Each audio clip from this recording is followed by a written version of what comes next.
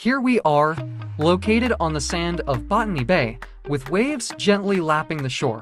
Here at Botany Bay, the sands tell stories. The same shores that greeted the first fleet over 2 centuries ago still witness arrivals today. Jets now replace ships, bringing new faces and dreams. Yet the essence remains unchanged. The first fleet arrivals marked the beginning of profound challenges for the Aboriginal people, a struggle for land rights and culture that persists. Their resilience and connection to this land continue to inspire, even as they face ongoing battles for recognition and justice. As we sit here, watching planes touch down, I reflect on how history echoes continuously form our present.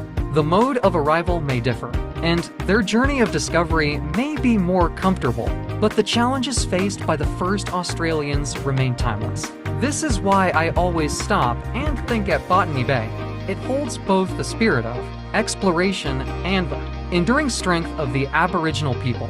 This continuation shapes Australian history and the future.